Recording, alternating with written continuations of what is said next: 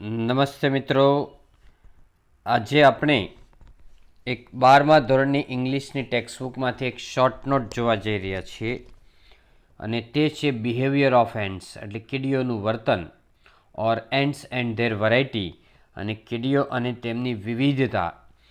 તો આપણને ખૂબ જ બોધપાઠ મળે એવો એક લેસન અને એમાંની એક શોર્ટ નોટ છે એ આપણે આજે ડિસ્કસ કરીએ છીએ કે ants have the most complicated social organisation on earth next to humans.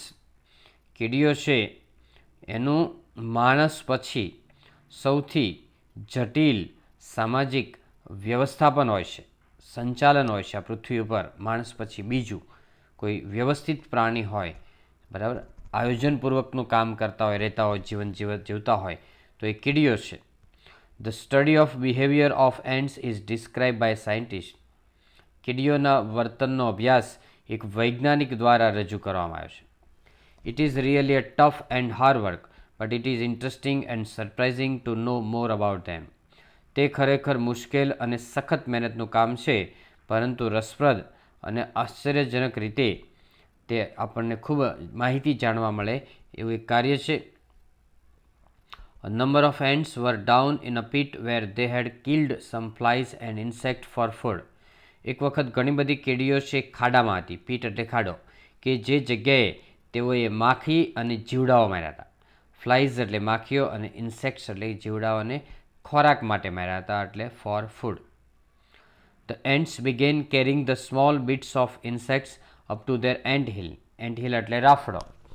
કીડીઓ છે એ જીવડાના ટુકડા છે ઊંચકીને રાફડા ઉપર લઈ જતા હતા. They behave like human beings. તેઓ માણસ જેવું વર્તન કરે છે. They plan for their work. તેઓ કામનું આયોજન કરે છે. If sometimes some ants cannot reach to the top of the pit, the other ants make a chain to help them.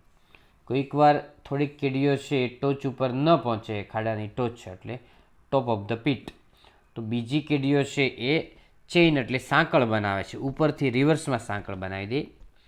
This behaviour shows their intelligence. આ વર્તન તેમની બુદ્ધિમત્તા બતાવે છે. When some ends are sick, others nurse them. જ્યારે થોડીક કીડીઓ બીમાર હોય ત્યારે બાકીની કીડીઓ છે એમની સેવા ચાકરી કરે છે, શુશ્રૂષા કરે છે. નર્સ એટલે સેવા કરવી. તે બેરી ધેર બોડી. તેઓ જો કોઈ કીડી મરી ગઈ હોય તો એને દાટી દે છે. બેરી, BURY, બુરી જેવો સ્પેલિંગ લાગે પણ બુરી નથી, એ બેરી છે, દાટવું, દફનાવવું. It shows the social sense in them. તે તેઓની સામાજિક વૃત્તિ બતાવે છે. They play games like human. તેઓ માણસની જેમ રમતો પણ રમે છે. They share their work. તેઓ કામને શેર કરે છે, એકબીજાને હિસ્સો વહેંચી લે છે કામનો. It shows cooperation in them. તે તેમની સહકાર વૃત્તિ બતાવે છે. We find umbrella ants in South Africa. આપણને સાઉથ આફ્રિકાની અંદર અમ્બ્રેલા એન્ટ્સ જોવા મળે છે.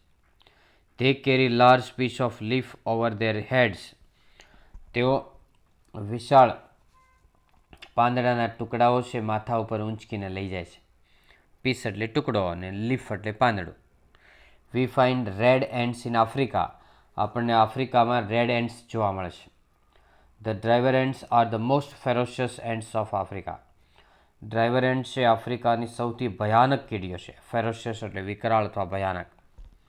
દે આર બ્લાઇન્ડ એટલે તેઓ આંધળી હોય છે. They have no fix home. તેઓને કોઈ ચોક્કસ ઘર હોતું નથી. If the driver ants enter the house, people flee in to the forest.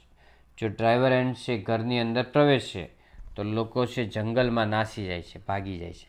Flea એટલે ભાગી જવું છે, નાસી જાય છે.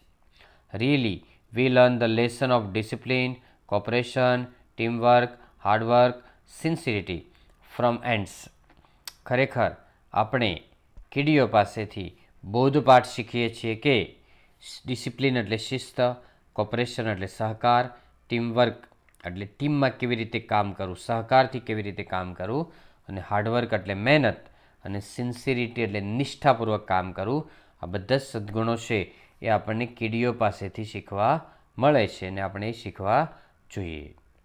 ઓકે ફ્રેન્ડ્સ, બધા જ લેસનના શોર્ટ નોટ મુકાઈ ગઈ છે, એટલે જો તમારે કોઈ બાકી હોય તો તમે જોઈ લેજો.